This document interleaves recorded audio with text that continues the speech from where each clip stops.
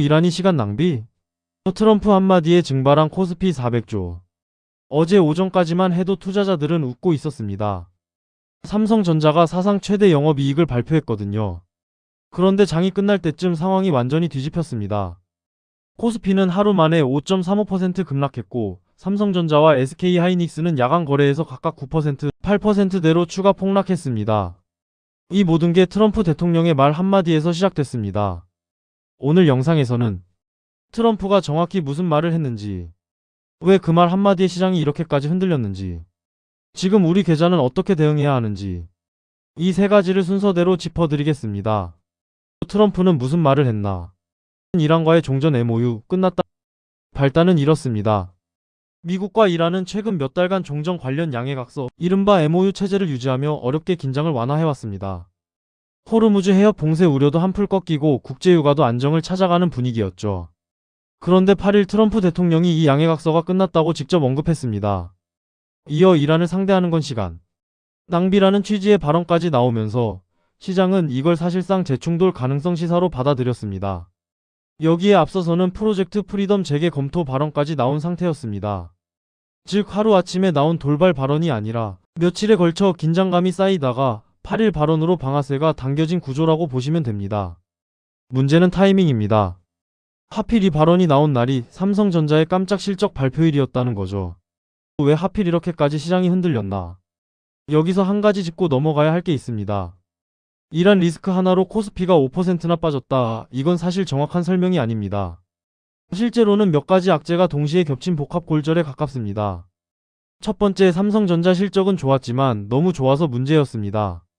삼성전자는 2분기 영업이익 89조 4천억 원, 전년 대비 1810% 급증한 수치를 발표했습니다.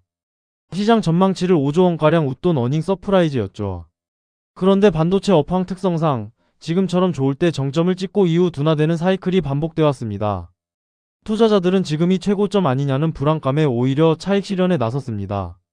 두 번째, 빅테크 설비 투자 둔화 우려입니다. 구글, 아마존, 마이크로소프트, 메타 같은 빅테크의 AI 데이터 센터 투자 증가율이 올해 7,080%에서 내년엔 50%대로 낮아질 거란 전망이 나오고 있습니다. 반도체 슈퍼사이클을 지탱해온 핵심 동력 자체에 대한 의구심이 커지는 거죠. 세 번째, 여기에 트럼프의 이란 발언이 결정타로 작용했습니다. 국채금리 상승, 유가재 상승 우려가 겹치면서 이미 불안하던 투자 심리에 기름을 부은 셈입니다. 실제로 코스피 200 변동성 지수 VKOSPI가 비정상적으로 높은 수준까지 치솟았는데요. 이건 시장이 단순히 떨어졌다가 아니라 다음에 뭐가 나올지 모르겠다는 공포 상태에 가깝다는 뜻입니다. 정리하면 이란 발언은 방아쇠였지만 총알은 이미 장전돼 있었다, 이렇게 보시는 게 정확합니다. 시장 전체로는 어떤 영향이 있었나? 이 여파는 한국만의 문제가 아니었습니다. 전날 뉴욕 증시에서 이미 나스닥 종합지수가 1.16%, S&P 500과 다우가 각각 0.45%, 0.25% 하락 마감했고 마이크론, 샌디스크, 엔비디아 같은 반도체 관련주들은 시간의 거래에서 큰 폭으로 밀렸습니다. 메타, 아마존, 마이크로소프트도 최대 2%까지 하락했죠. 즉 미국 기술주 조정 한국 반도체 대형주로 이어지는 흐름 위에 이란발 지정학 리스크가 추가로 얹어진 구조였습니다. 원-달러 환율도 다시 상승 압력을 받고 있고 외국인과 기관 수급도 엇갈리는 모습을 보였습니다. 다만 이런 와중에도 IMF는 한국의 올해 성장률 전망을 2.6%로 상향 조정했는데 이건 주요 30개국 중 가장 큰 상향폭입니다. 단기 변동성과 별개로 펀더멘털 자체가 무너진 상황은 아니라는 신호로 해석할 수 있습니다. 그래서 지금 어떻게 봐야 하나? 증권가 시각은 크게 두 갈래로 나뉩니다. 한쪽에서는 이번 급락은 일시적 노이즈라고 봅니다. 메모리 반도체 수요는 AI 적용 분야 확대로 구조적으로 늘어날 수밖에 없고 자율주행 로보틱스 등 신규 수요처가 계속 생기고 있다는 논리입니다.